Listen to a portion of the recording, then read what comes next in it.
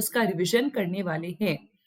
तो latest revise series में हम सारे important topics multiple choice questions discuss करेंगे, mainly from the Mughal empire, Mughal साम्राज्य का जो समय है उसमें से सारे क्वेश्चंस हम डिस्कस करेंगे। चलिए शुरू करते हैं आज का डिस्कशन। सबसे पहला प्रश्न है, the tomb of Babur is situated in, Babur का जो मकबरा है वो कहां पर है? काबुल, कांधार, आगरा या दिल्ली? अगर अच्छे से लेक्चर्स करे हैं तो आपको पता है कि ये टॉम्ब कहां पर है। बाबर का जो टॉम्ब है वो काबुल में है। A Kabul is the right answer. देखिए, मैंने आपको बताया था कि 3 मुगल शासकों के जो मकबरे हैं वो भारत से बाहर हैं। 3 Mughal rulers have their Graves और टॉम्ब्स आउटसाइड इंडिया। वो कौन कौन से थे और वो कहां कहां पर थी? वो सबसे पहले बाबर थे, जिनका मकबरा काबुल में है। बाबर के बाद हैं जहांगीर, जिनका जो मकबरा है, ग्रेव है, वो है लाहौर में। And then last one is, जो सबसे आखिरी मुगल शासक रहे, बहादुर शाह जफर, इनका जो मकबरा है वो रंगून में है। ये 3 नाम आपको याद रखने हैं। अभी तो बाबर पे प्रश्न था, पर ये जहांगीर, बहादुर शाह जफर किसी पे भी आ सकता है। स्पेशली इन तीनों पे प्रश्न बनते हैं क्योंकि भारतवर्ष से बाहर इनके मकबरे हैं। भारत से बाहर है, भारतवर्ष से नहीं, क्योंकि अगर पूरे इंडियन सब कॉन्टिनेंट की बात की जाए तो तब तो वो एक ही था। तो इनके जो टोम्स हैं वो आज के प्रेजेंट डे इंडिया से बाहर है। Next question is, the 2 parties involve in battle of Haldi Ghati वर, हल्दी घाटी का युद्ध कब हुआ था और किसके किसके बीच में हुआ था? हल्दी घाटी का युद्ध हुआ था 1576, 1576। अकबर और महाराणा प्रताप के बीच में हुआ था। बेसिकली जो मेवाड़ वाला एरिया है उसको लेकर के, चित्तौड़ और मेवाड़ के एरिया को लेकर के अकबर का बार बार युद्ध होता रहा और अकबर सक्षम नहीं थे पूर्णतः इस एरिया को अपने साम्राज्य में मिलाने में सक्षम नहीं थे। तो ये जो युद्ध है वो एक तरफ से महाराणा प्रताप लड़ रहे हैं जो कि मेवाड़ पे राज कर रहे थे उस समय, और अकबर की तरफ से इसको लड़ते हैं मान सिंह, जोधा बाई के भाई मान सिंह प्रथम, जो कि अंबर के राजा थे और काफी इनको एक इंपॉर्टेंट स्थान दिया गया था अकबर के कोर्ट में। तो अकबर की तरफ से मानसिंह जाते हैं और लड़ते हैं। तो मेनली ये जो युद्ध है, अगर मानसिंह ऑप्शन में होता तो आपका आंसर हो जाता मानसिंह एंड महाराणा प्रताप, बट यहाँ पे ऑप्शन में मानसिंह नहीं है, तो ये Akbar and Maharana Pratap is the right answer. Option D is the right answer. 1576 में ये युद्ध हुआ था। Next one is, who was the financial minister in the court of Akbar?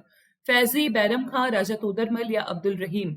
इनमें से अकबर के फाइनेंशियल मिनिस्टर कौन थे, वित्त मंत्री कौन थे अकबर के? राजा तोडरमल थे। सी, राजा Todarmal is the right answer. Todarmal के बारे में हम जानते हैं कि शेरशाह के समय में भी इन्होंने बहुत सारे वित्त रिफॉर्म्स, फाइनेंशियल रिफॉर्म्स लाए, जिसमें कि जाप्ती सिस्टम एक था, शेरशाह के समय में लेकर के आए। फिर उसके बाद अकबर के समय में इनका जो रोल है वो बहुत ही इंपॉर्टेंट हो जाता है।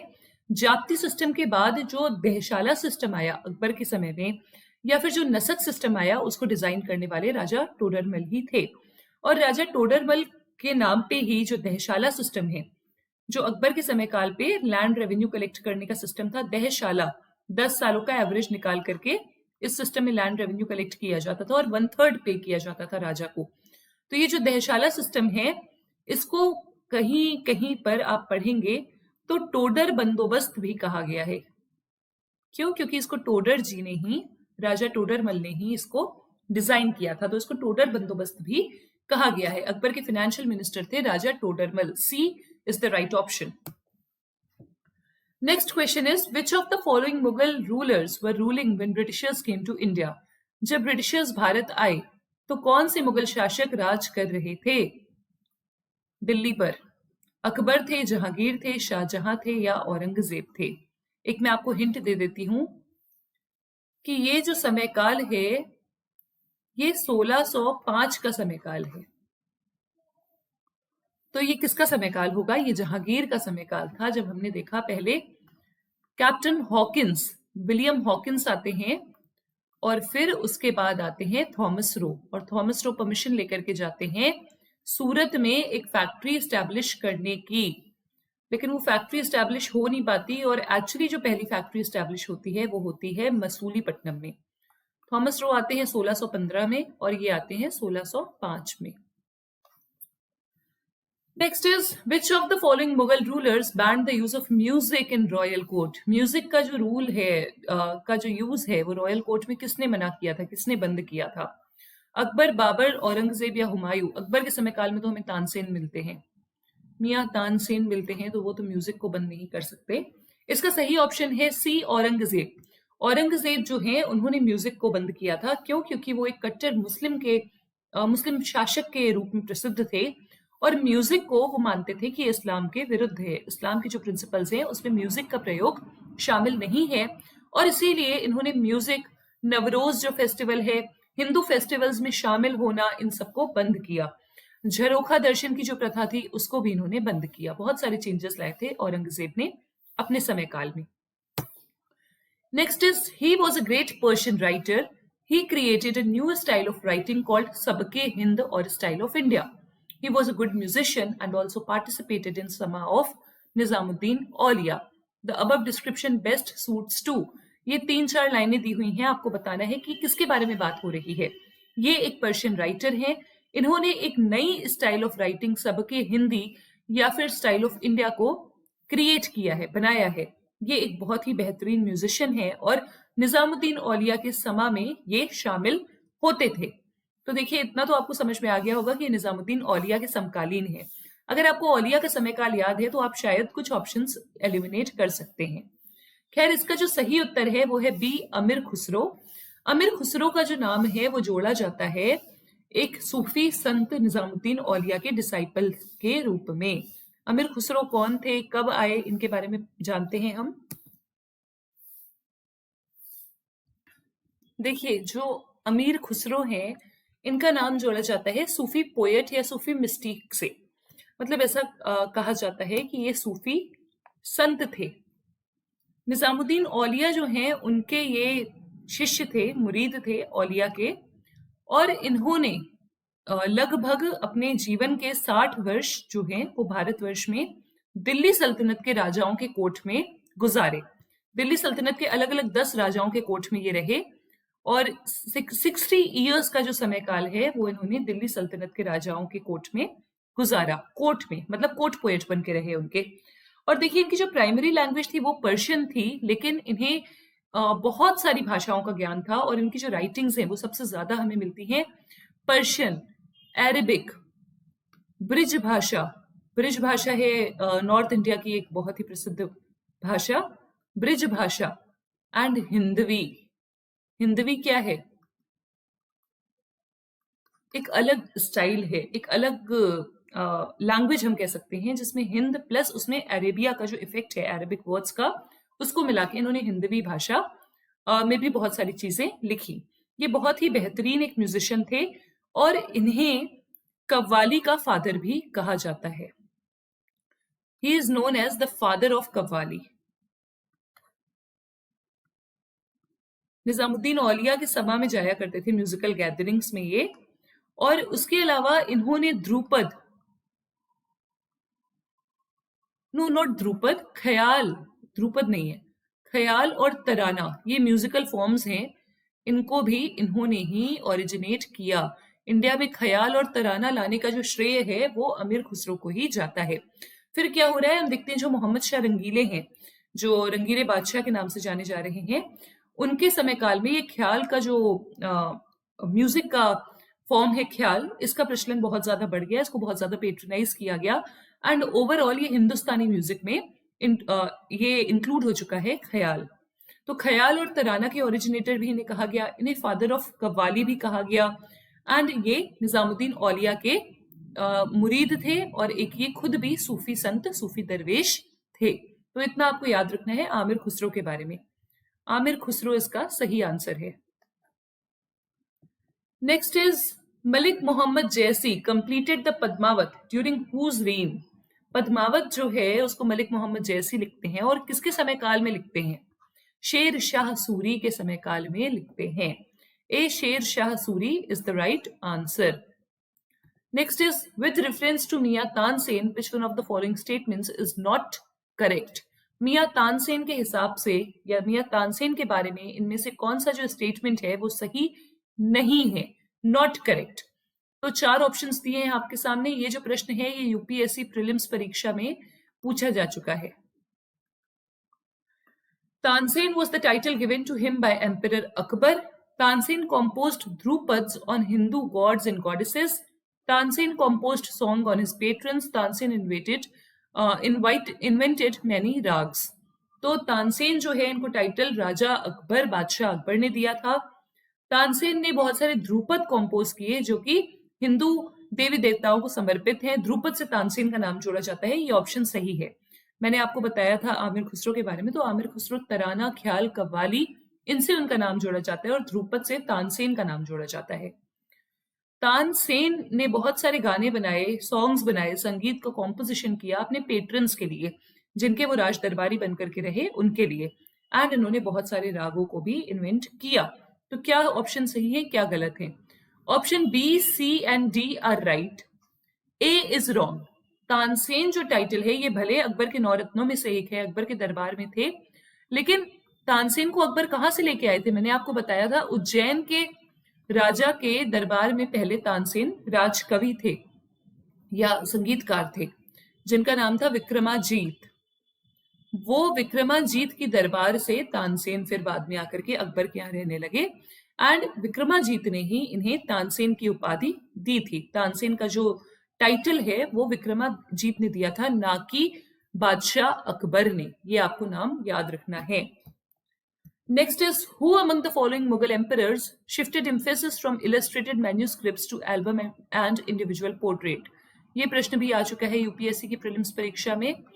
आपसे पूछा जा रहा है कि कौन से राजा थे, मुगल शासक थे, जिन्होंने मैन्यूस्क्रिप्ट से फोकस शिफ्ट करके पोर्ट्रेट्स में फोकस किया।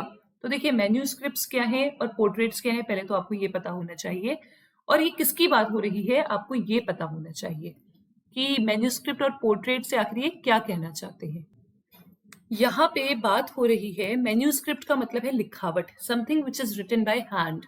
हाथ से अगर किसी चीज को लिखा गया है, मे बी वो एक कोई किताब हो, कोई चित्रकला हो, या फिर कोई इंफॉर्मेशन हो, उसको मैन्यूस्क्रिप्ट कहा गया है। एंशिएंट इंडिया में हम पढ़ चुके हैं मैन्यूस्क्रिप्ट्स के बारे में। तो मैन्यूस्क्रिप्ट्स क्या है? Basically something written by hand, हाथ से लिखी हुई कोई चीज। और दूसरी तरफ पोर्ट्रेट क्या है? पोर्ट्रेट का मतलब है चित्र, चित्रकला से इंडिविजुअल पोर्ट्रेट मतलब चित्रकला।